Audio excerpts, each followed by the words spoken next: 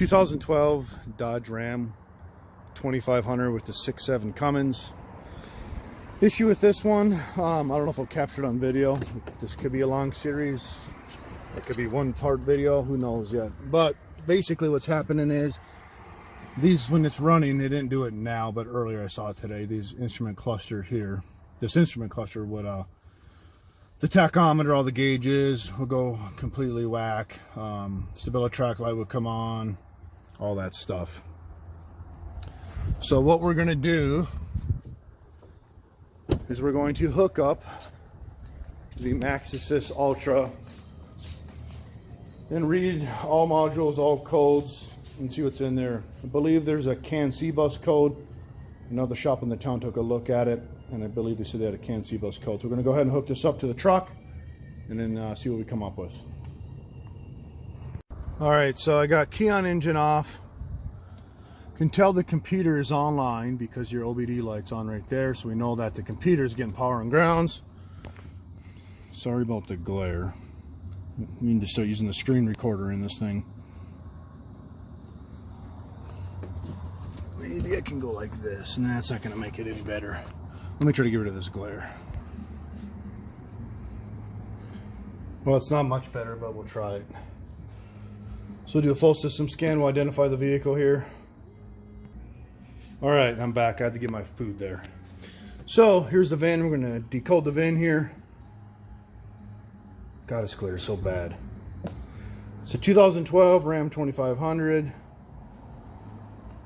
And what we're going to look at here, again, we're connected to the vehicle via, you can use Bluetooth or Wi-Fi to scan to it. Here's the topology. So I'm going to hit fault scan.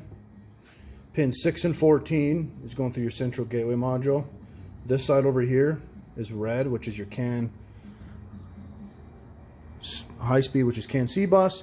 Over here is your green, which is CAN IHS interior high speed, for like other less critical nodes. Very critical, less critical. So we'll let it finish scanning. So this one is scanned. Gray doesn't mean it doesn't have that module in this truck, nor those. So I'm gonna hit report, get an initial eval here. PCM has a CAN C-bus code, so it's a U code stored. Drivetrain control module, CAN C-bus, ABS, and plausible data, probably because it's not receiving the right data from the ECM. Yeah, it says it right there.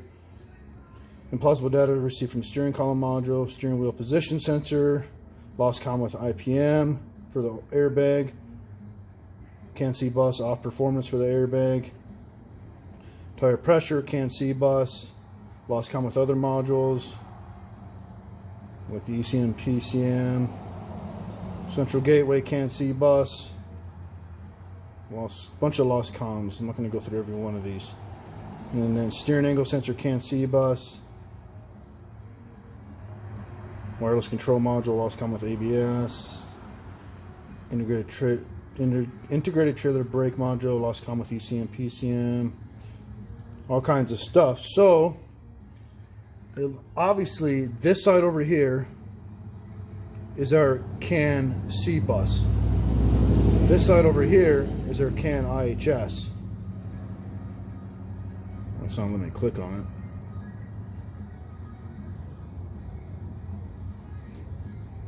Anyways, I'm trying to film and do this at the same time. But this is the high-speed CAN C-bus we're looking at on the left side there. That's where we have issues at. On the IHS CAN, we only have the one code there for the HSM. So ABS is on that module, steering angle sensor, drivetrain control module, trailer module, tire pressure module, ECM, and then airbag, and then your wireless control, WCM, TPMS, your keys, key fob, and tire pressure sensors.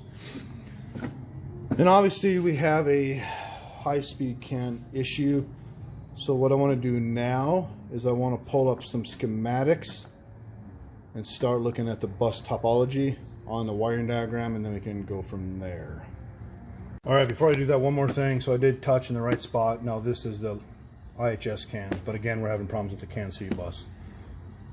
So the other thing down here talks about diag CAN-C. So that's that black one there, pin 6 and 14. Everything has to go through the central gateway, which is the TIPM. The TIPM is the totally integrated power module. Basically, it's a smart fuse box.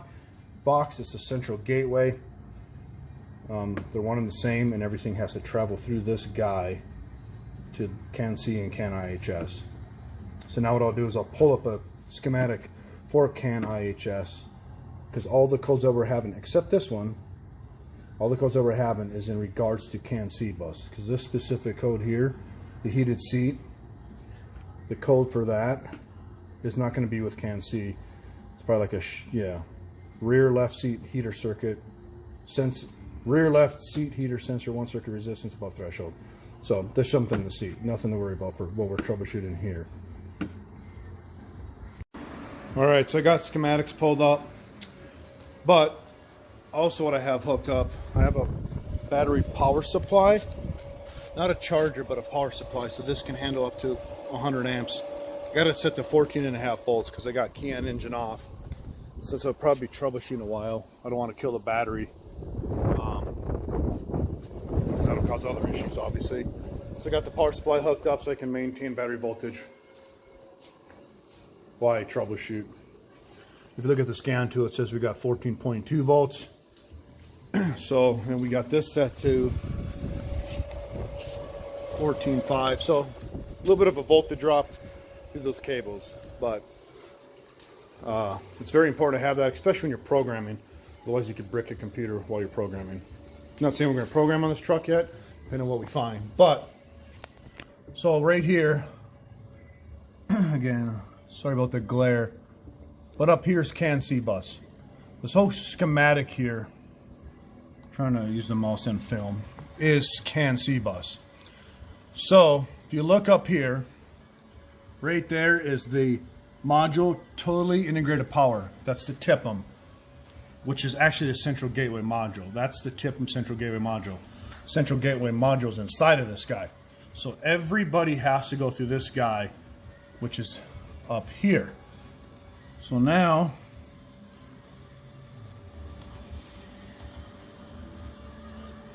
all right. So the TIPM, like I said, is this guy up here.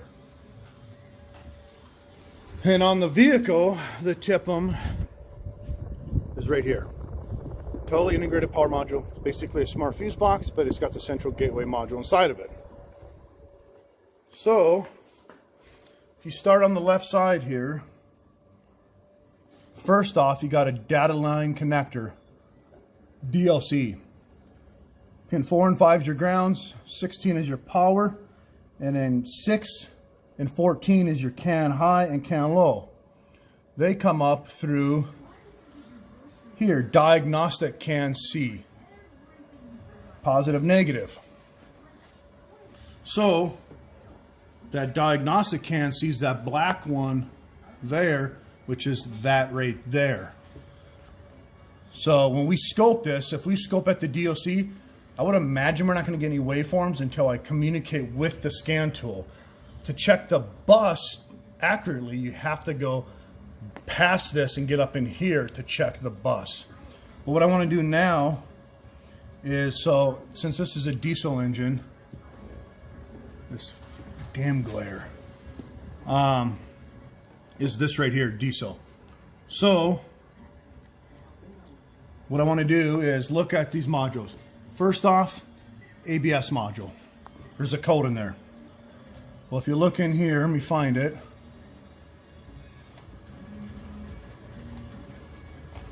I need to get a screen recorder. I just saw it too. Module, ABS, right there. Well, guess where they all go? It all goes up into the TIPM, central gateway module. So that's the CAN-C. Drivetrain control module. If I go back over, drivetrain control module for the diesel goes back up to the TIPM, central gateway module. ECM going back up No FDCM on this truck. ITBM is the integrated trailer brake module. Well, if you look in here, right there, trailer module goes back up, and then ORC should be your airbag. If you look up here, airbag, occupant restraint controller, steering angle sensor is SAS. Down here, module steering control. Sorry, right there. TPM, tire pressure monitor. Module tire pressure. The last one, WCM TPMS, wireless control. Your keys and stuff like that. That's the wireless control module. Well, they all tie back into. All these modules are on this bus. So every module that's on this bus has a communication code. CAN-C bus, and this is the schematic for it. They all go back up into the central gateway, tip them.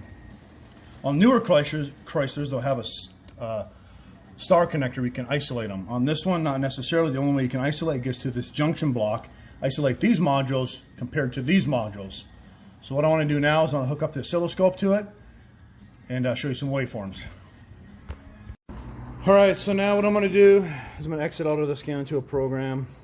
I'm going to go to my measurement tab, bus inspection. So what this does is it lets me talk to, or use an oscilloscope to check the bus pins 6 and 14, when typically I use like a breakout box like that, which you still can. And you can still use an oscilloscope, but using it this way is just quicker and easier because this VCMI tool has a scope and breakout in it, so it actually does it all from the scan tool, which is nice. And you can pick which pin you want to do. So, hit view waveform. There is CAN high. There is CAN low, your 2.5 volt square wave. So typically, your bias voltage is 2.5 volts, which means don't do anything. Goes from 2.5 to 3.5, that's CAN high. 2.5 to 1.5 is CAN low. They twist them a pair, so the differential voltage is what's sending the message, your zeros and ones. Why don't we have anything going on right here? I believe it's because of the diagnostic port. So we're probed right there, and it's got to go through the diagnostic port. It's only going to talk if we talk with the scan tool, I believe. We're going to do that real quick, and then we're going to have to go back after that. On the other side of the diagnostic port, on the tip, I'm going to scope it there. So what you can do is talk to the vehicle. I'm going to have to actually hook up my breakout box because I can't use this and the scan tool at the same time. Alright, so what I'm going to do now is I'm going to use my breakout box. So what it is, it's in series to the diagnostic link connector. Pin 4 and 5 is your grounds, 6 and 14 CAN high, CAN low, and I got it still in series through my scan tool. I'm going to use the oscilloscope leads here. I'm going to go to pins 6 and 14 and graph them, but I got to set up the oscilloscope function first so we can split screen it and watch the waveform. And all we're going to be watching is through here, the diagnostic C part of it. So I'm going to go in here to my measurement tab, oscilloscope. It's going to connect to it via Wi-Fi. You can use Bluetooth too, but Wi-Fi is quicker. I'm going to hit 10 volts. I'm going to go a 1 second division. Now let me go get the leads hooked up. Alright, so I got the leads hooked up. I'm on CAN high right there, and I'm using the ground. So then what I'm going to do, I got course key on engine off still. I got a split screen on my scan tool hooked up. So there's 2.5 volts. If you were to measure that, yeah, 2.59, 2.5 volts. Right? But it should have a square wave, square wave. So if I go into the ECM, should start seeing a signal right there. going to 3.5, and say I go to like live data. There's our square wave. Now let me go to a millisecond division. Put a trigger on.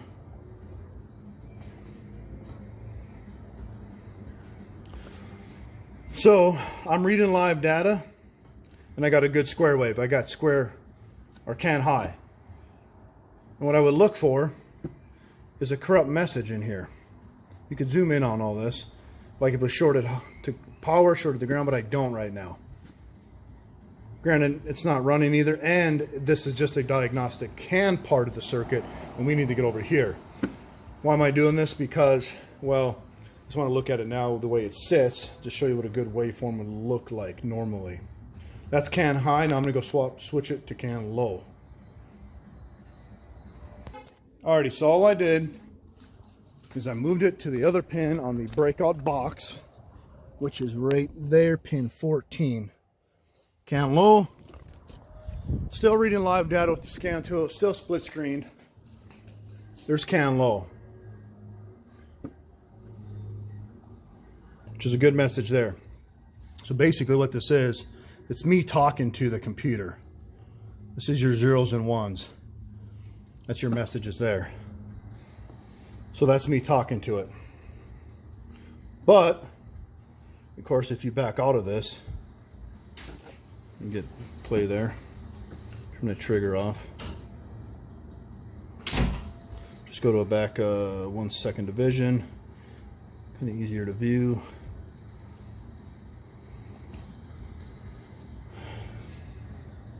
And those little signals there's are pings for it to try to talk. So right now it's flatline. Only because it's flatline is only because we're not talking to it. When we talk to it with the scan tool, we're just talking on these lines here. The diagnostic can see positive, negative, can high, can low. Which I don't believe, that's not going to be the corrupt issue or the issue with this truck. It's going to be past this. We've got to get back to these modules in the TIP'em to actually troubleshoot that. Because when I first plugged this in, I was like, well, why am I getting a flatline? Well, it's because these Chryslers, Mopar vehicles, Dodge, they have a diagnostic connect. You got to go through the gateway. You're only going to have COM there is when you're trying to talk with the scan tool. But when I get past that, I'll have COM all the time with key and engine off to these, and I want to scope the waveform on these other modules on this network, why it's acting up. It should look like that when it's good, with the square waves in there, but when it's acting up, I want to see what it's doing. I'll never catch it the way I'm doing it now. So I got to get to, the next step would be to get to that TIP'em, central gateway module, and back probe it on there and scope it while it is acting up. So in the meantime, I'm going to clear all the fault codes and rerun the vehicle. And honestly, we want it to come back so we can actually troubleshoot this and go from there. All right, so I cleared all the codes and I rescanned it. They're all green. This one's red still because, well, there's an open circuit or shorted circuit in the seat, which we don't care about for this troubleshooting. So they're all good. If you remember when I was filming this earlier, it said stored codes. Well, that means it happened and it went away. And typically with these CAN bus issues, they're active when it's happening, obviously, and then it goes to stored, and then shops troubleshoot them because it's so intermittent. Sometimes they're hard to catch, and the only way to catch it, I believe, is using an oscilloscope. I have another video on a 2017 Chrysler Pacifica that goes over kind of the same exact stuff. But so now what we're going to do is I'm going to start the vehicle up, and honestly, I want it to fault out again. Maybe it's temperature related, heat related, or vibration, chafing. We don't know yet. So we'll take a look at that and go from there. So I got the vehicle running.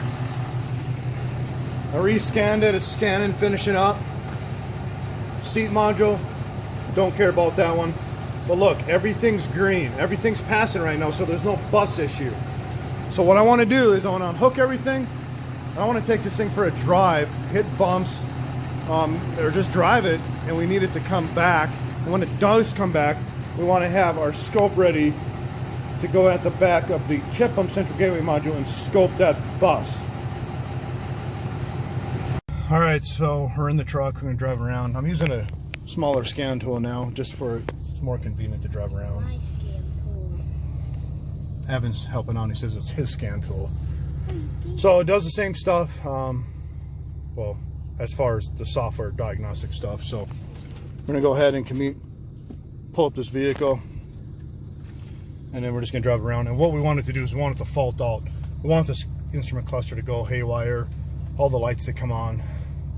And I would imagine we get the same codes. We want to look at that, and then we want to scope the bus, like I said, why it is acting up.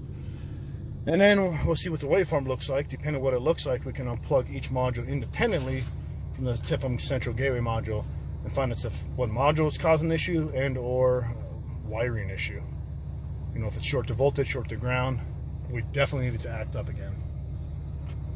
Before we get going here, you can see it's scanning, everything's passing. So just want to show you that before we drive around, and hopefully it happens when we hit some bumps or it gets warm. See what's causing this issue. All right, so we're driving it. Nothing's acted up yet. No codes rescanned it except the seat one, which we don't care about. But everything's working fine right now. So we've just been driving around town on the highway a little bit. Nothing's acting up right now. So what we're gonna probably do, we want it to act up obviously, but what I'm gonna probably end up doing if we can't get it to act up is go after that TIPM right away while the scope's hooked up. Start wiggling wires and moving stuff around, because it's got to be a wiring issue. It's intermittent, you know, maybe, I don't know if it's heat related or cold related, who knows, right? Chafing, anything like that, but that ain't acting up right now. Just like that other video I did with the van, it was all heat related. I had to have the scope ready to go, and then when it started acting up, that's when I read the bus with the oscilloscope. I'm gonna have to probably do the same thing, come out a day here, a day there, and start it and mess with it, so we can reproduce the same conditions. All right, since I started up again this morning, it's a new day now. I started it up, it's not acting up. So what I'm going to do now is I got access to the TIPM totally integrated power module.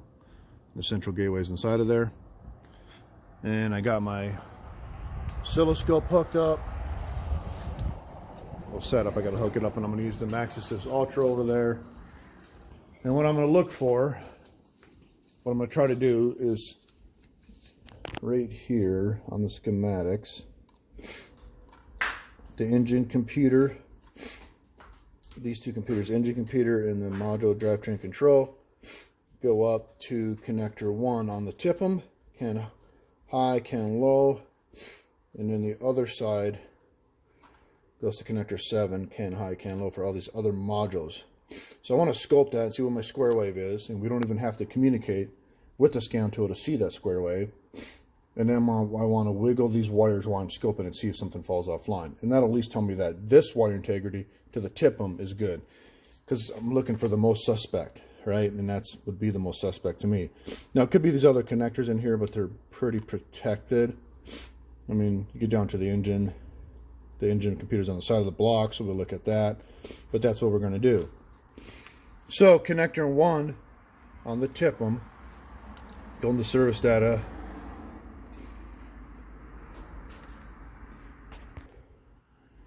Is right here.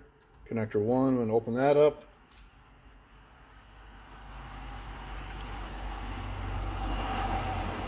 So it says it's a black connector. There's the part number, 50-way harness. If you go back and we look at pins, what is it, 15 and 16? So you go down 15 and 16, yep, can positive, can negative. Circuit D64, D65, four-wheel drive, D64, D65. So that's the pins we want. There's your pinout data, so we can back probe this connector. But now we got to find out where this connector is. It's a D3838 alpha. We'll go to dash harness.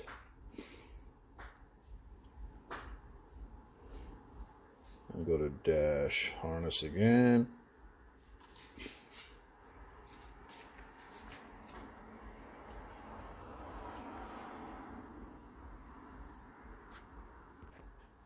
All right, that's loading up. Open this up.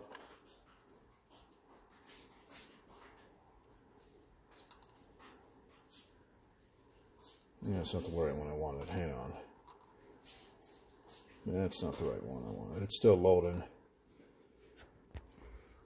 Well, before I show you that little picture here, the other one is connector 7 for the tip-em, which is this one right there. Your engine, computer, main computer with your drivetrain control, and then all your other computers, ABS, airbag, all your other stuff, they all splice in and go there. So I'm going to probe at these guys here and check them.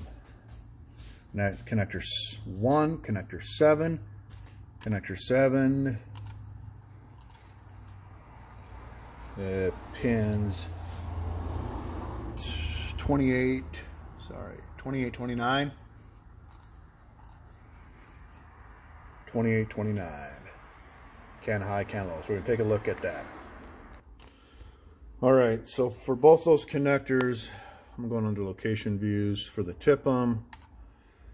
Open this up. It's probably take a little while for this picture to load. Let me zoom in. So D3830 alpha, this connector there, this D3830 alpha, that's the one for, that's connector 1. So it's D3830 alpha. So we want to get to that connector, which is that one. 3830 Golf is the other one, which is connector 7, which is this one here. So the two that we're looking at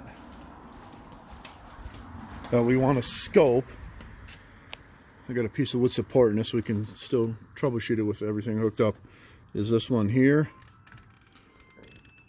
And it's probably hard to see, but that one down there. So I want to get my scope set up and back probed, run it, wiggle wires, and read the CAN bus. Alright, so the first one I'm going to scope hook up is connector 1, D3830 alpha, which is D3830 alpha, that one there. Since it's a diesel, pin 15 is CAN low, pin 16 is CAN high. Both white wires.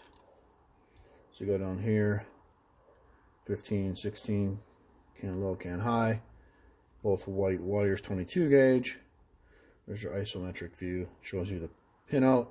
I printed this guy off right here. There's 15 and 16. And if you come over to the truck, basically you're looking at the connectors. You put this like this. The end wire there is 12. It even says 12 on it. I don't know if you can see that in the picture, but 13, 14, 15, 16. There's two white wires right there. This thing focuses. You can see them right there.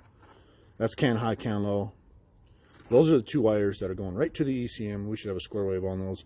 I'm going to scope those, move it around, see what our results are, and then do the other connector on the other side and do the same thing.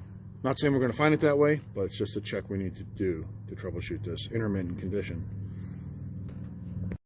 Alright, so for me to back probe into this connector here, what I'm going to use is a kit I got from AES Wave in my Autel kit. Use an alligator clip to ground and then a back piercing probe to get behind the wire. I don't want to pierce into the wire, so I want to go beside it so I don't hurt nothing. So we got all these breakout leads too if we need to go that way, but it's a pretty cool kit from aeswave.com. So I'm gonna go ahead and get that set up next. All right, so I got key on, engine off,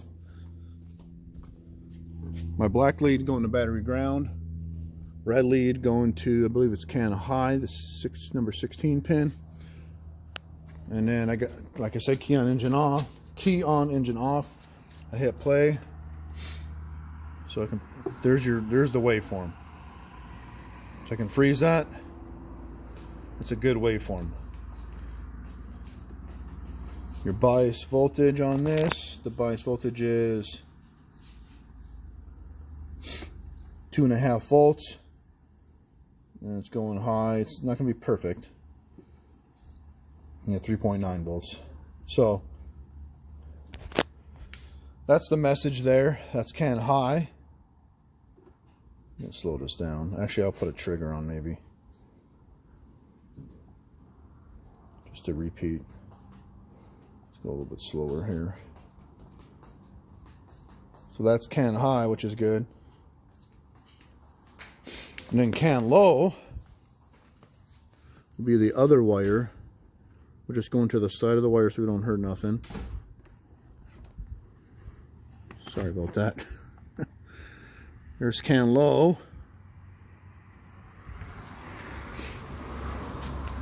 Move my trigger down.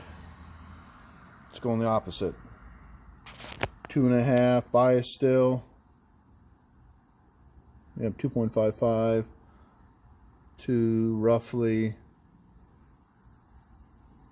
a volt and a quarter or something like that. So that's good. So in theory, what I'd want to do now, and I'm not saying that's the problem with this wire here, but I'd want to move these wires around and make sure this bus doesn't fall offline. Is it short of the power? Is it short of the ground?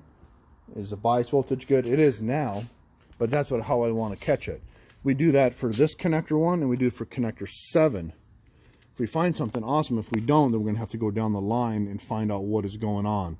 But right now, everything is, the truck is working accordingly.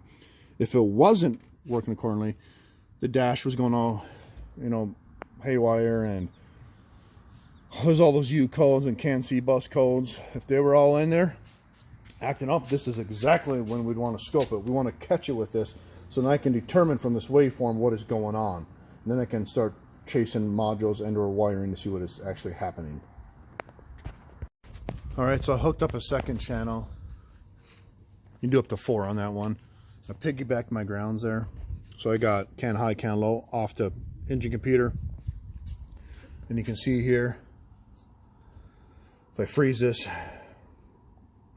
they're match up. There's can low, there's can high, but they're exact opposite of each other. That's why they're twisted in a pair and all that stuff. Redundancy messages. So that's another thing I want to check. What I would do while I'm watching that, I'm going to wiggle these wires to make sure nothing's loose in here as far as pin retention. And I'm not saying that's the case, but it's something I want to eliminate, with this intermittent condition for this truck. So I'm going to move this, and while I'm moving it, which I am right now with my hand, if I see something change in there, well, that's because I just moved my pin out. That was me right there. I moved my pin out. But now I'm moving it all around. I'm wiggling the wires pretty good, and nothing's changing. When it did drop out, that was me because I actually pulled the pin out. I just did it again. I pulled the pin out again. So I'm going to hold them in and then wiggle it around. I'm wiggling pretty good. And I have no change. So that tells me that connection right there is good. Now we're going to do the other one, connector 7, and keep going down the line.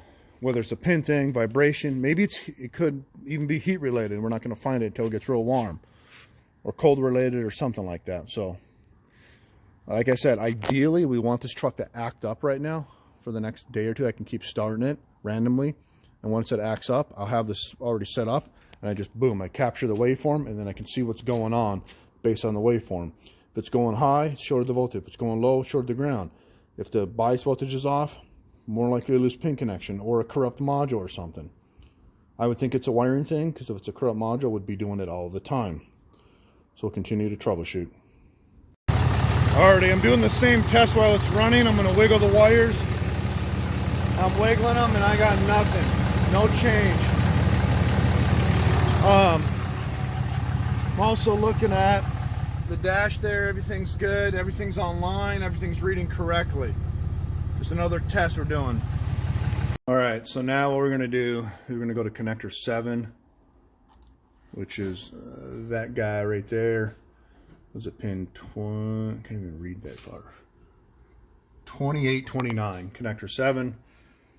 And what those do is it splices off. So the one we just did is the engine computer, the drivetrain control computer. The other one splices off to all these other modules, right? ABS, tire pressure, the key, fob, steering control, airbag. So there's a lot more modules, and I would suspect that would be the case. Now we're going to check up there. If we don't find nothing, we're going to have to go down the line. Now I remember the guy saying also, when he tried to unlock the vehicle one time, it wouldn't unlock. Well, if you look, the wireless ignition module, which is a key fob, is part of CAN C bus. So when it was sitting there in the parking lot, trying to unlock it, it wasn't communicating. That's why I wouldn't let them unlock it. Of course, it's not doing that for us now, which we needed to, but... So let's look at this. I said 2829. This is the connector right here. Same kind of connector. Isometric view. 2829 is CAN positive, CAN negative, white. So now we got to go find those wires, which will be, yeah, we're gonna have to go pin out these right now. Alrighty, so I'm back probed on 2829 for connector 7. Like I said, again, it's all these other modules. Show you here. I'm using 2 leads again. I got them back probed on there. It's kind of probably hard to see, but they're white wires with some tracers according to the schematic. So CAN high, CAN low, it's reading good. I'm going to wiggle the wire, harness one with my hand, and do that. And I want to change, because I would be done with troubleshooting this, but it's not changing. So that seems to be good. Again, it could be hot or cold, but I doubt it on this connection here. We just eliminated all that. So what we want to do now, our next step would be to go in here and start looking at the termination, or the nodes, I guess. The nodes. At the computer, wiggle wires while we're back probed up here. Wiggle connections at these modules, find each module, go to all these modules and check them all. And wiggle at different connection points and check it that way. And go from there. Alright, I got the truck running again, doing the same test while it's running on connector 7. Got a trigger in there to slow it down, but no change. So we're going to go next and go after some other connections. Alright, so I think we're on to something. I was trying to film this, but I can't film it while I'm under the vehicle, so I have Evan helping. But what I'm looking at now is I got my oscilloscope hooked up to connector 7. Whether it's connector 7 or connector 1, it don't matter. If the bus is corrupt, it'll pick it up because it's all in the same bus. Imagine a bus, a bunch of people on it. One person gets off. The bus will still drive, right? But nobody's talking to that person that got off. In this case, the node or module. But if the whole bus is corrupt, because there's a guy on the bus that's, I guess the word would be corrupt, I don't know. That would affect everything, right? So I'm probed over here. I'm wiggling. I started wiggling the ABS wires and watching it, key on, engine off, nothing changed. I went down here and I wiggled the PCM wires and I got some anomalies, and I'll show you what I mean. So when I was wiggling it, playing the scope, you know, right there, it looks good. I'm wiggling the wires on the, because the ABS module is one of them that's on the CAN C bus. There's, you know, plenty of modules, right? Well, the engine computer is actually down under here. I have to show you. Get up under here. Put them on the 6.7s on the side of the block, which right there. 2 connectors. I have a video where I replaced one of these computers on an older 6.7. So when I started wiggling that, Evan up there was watching. Evan was up here watching. I said, look for, you know, this pattern. If it changes, let me know. So he yelled and it said it changed. So if you go to the screen, I'm on screen 7. You know, if you go back, everything's good. There's 6. Running 1 millisecond division. There's 7. And then look at this. Look at that weird waveform. And I'm wiggling it while it's doing this. That's wrong.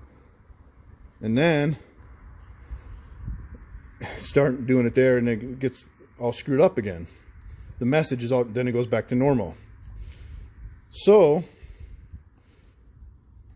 when I was doing that, it was wiggling it. So now we're going to do some more tests and move on from there. So I'm moving this one around. I want to see, I'm just going to put this center line. This is CAN low. right? There's 2.5 volts to red.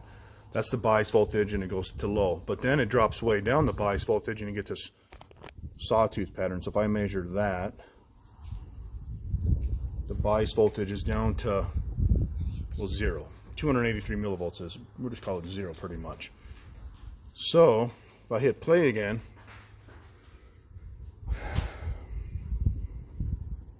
well, I'm on channel A or D there.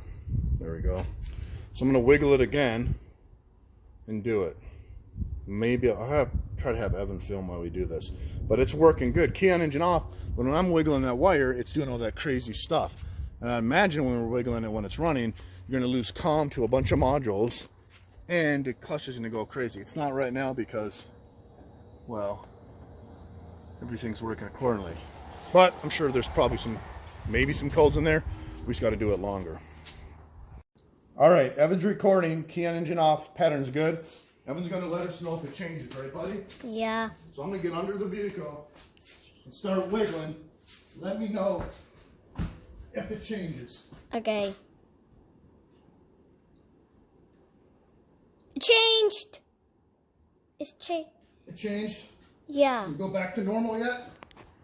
It already did. It changed for a hang long on, keep holding it. Okay. So when he was, I guess it changed. Let me look here. I didn't see it. Let me back up. When I was wiggling it and he said it changed, I could hear the instrument cluster beeping, doing all kinds of weird stuff like it's losing comm. I ain't wiggling it that hard. There's 2 connections on the engine computer down there. I'm moving. You good, buddy? Yeah. Evan's holding the camera, so it might be a little, well, he's probably better at it than I am. This takes a while to refresh. So many millions of data a frame, because we're at 1 millisecond division. So I want to look at it with my own eyes. It's super far back. Well, we don't have much time. There's only 6 slides left. There, lost comm there. And then they also went far back. 0 volts on the bias. 0 volts on the bias. Boom, right there. You're right, absolutely. And also did it back. Yep, so what I want to do now is, there's 2 different connections, so keep filming, buddy.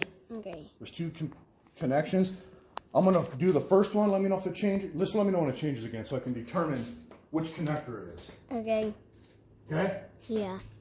Make sure you're filming. I am. Let me know. Okay. It changed. It changed? Yep. Is it back? Yeah. What about now? It's doing it again. Right now? Hold on. No. Is it back? Yeah. Okay, now let me know for this one. Okay. Did it change? Yep. Huh? Yep. It did? Yep. Okay. Is it back? Yeah. All right, so I'm moving both connectors, well, in the whole computer. So, thanks, buddy. Thanks. So I'm moving both connectors under there. Not very much. Now, was it in the connector? Is it in both of them? Is the computer not grounded correctly? You know, that could be a case. If it's a case ground or shielded ground, we got to take a look at that as well. So I could hear the instrument cluster in here beeping pretty good. Yeah, some lights are on now. That one in the bottom right. But I'm going to do a full system scan, and I'm going to run it and do a full system scan and check and see if we get the same U codes, which I imagine we would. And then our next step is to take those connectors apart, look at connectors, pin retention, case, shielded grounding, go from there. All right, we're doing a full system scan, and you can see there's some codes. So while that catches up, of course I got key on, engine off, got the VCMI plug back in to the truck, and we can see what codes are in there. And like I said, we just duplicated it, and that would make sense because that engine computer and connectors is, well, there's a lot of environment down there: water, snow, wind, dirt, mud, right? Oh, we wiggle up there, not the case. You know, you could go after the airbag module, which is usually inside of these, in the center console, the steering angle sensor, but that's all protected. We just duplicated it with, well, Well, actually, we started checking here and that was all good. But when we checked down there at the computer, we have an issue, right? So we're going to have to check power and grounds to the computer and the can high, can low to the computer to determine if it's a wire, a pin, or a grounding issue. So let me look at these codes here. Of course, there's not as many as last time, but the longer it runs like, well, crap, no comm, the more codes it's going to throw. So if I go to report, yes, engine computer, CAN C bus. Oh, this glare's bad. Drivetrain control module, CAN C bus. They're all stored now because it's working.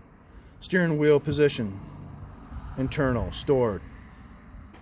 TPMS, lost comm with IPM, TIPM. Central gateway, CAN C bus, lost comm with ECM. Lost comm with all these different modules, just like we had before. Steering angle sensor, CAN C bus. The heated C1, we don't care about that resistance one because that's just a separate circuit. CAN C bus for the trailer. So exactly, we have the same codes. So obviously if I'm doing that when it's running, this cluster is going to go haywire, and we're going to show that next, hopefully on film, by moving the wires. So I got the truck running. You can see the engine lights on, bottom left. There's some other lights on. Of course, we got the door open, but you can see all that from those loose connections. All right, so I got Evan filming. We're going to watch the instrument cluster while I move those wires, and he's going to let us know, right, buddy? Yeah. Okay, just keep holding it. Don't stop. Okay.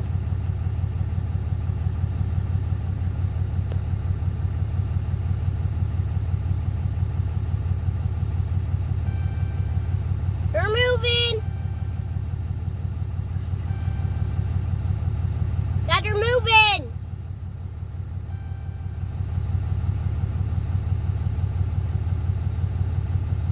They were Did it do moving. anything?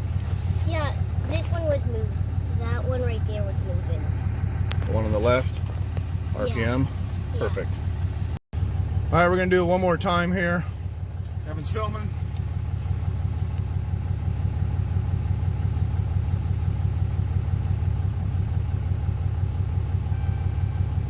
They're moving! Dad! They're moving!